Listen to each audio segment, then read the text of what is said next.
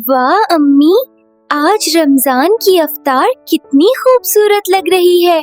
मुझे तो अभी से भूख भी लग रही है। मरियम बेटा, आज मैंने तुम्हारे पसंद के समोसे और खजूरें तैयार की हैं।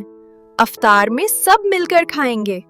वाह अम्मी, मुझे समोसे बहुत पसंद हैं। आज तो अफ्तार का इंतजार ही नहीं हो रहा। अम्मी, मुझे बहुत भूख लग रही है। क्या अफ्तार का वक्त अभी करीब है? अम्मी सुने, दरवाजे पर कोई दस्तक दे रहा है। शायद कोई मेहमान आया है। अस्सलामु अलैकुम। क्या आपके पास अफ्तार के लिए कुछ खाना है?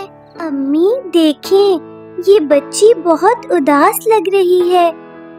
क्या उसके पास खाने को कुछ नहीं?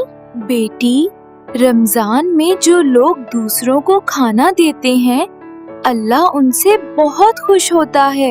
लेकिन अम्मी, मुझे तो बहुत भूख लगी है। मैं सुबह से रोजा रखे हुए हूँ। मैं क्या करूँ? खुद खाऊं या उस बच्ची को दे दूं?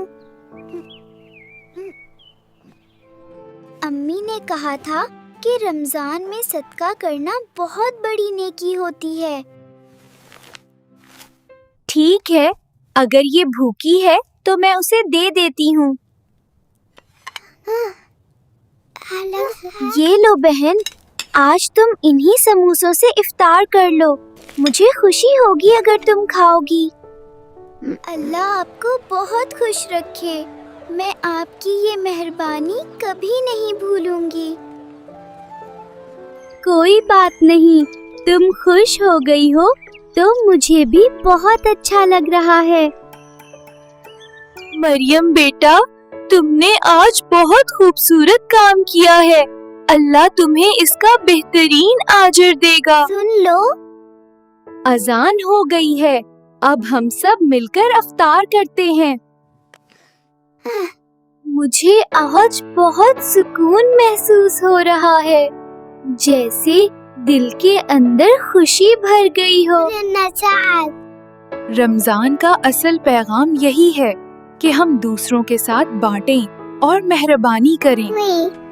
याद रखो बच्चों, रमजान में दूसरों को खाना देना अल्लाह को बहुत पसंद है।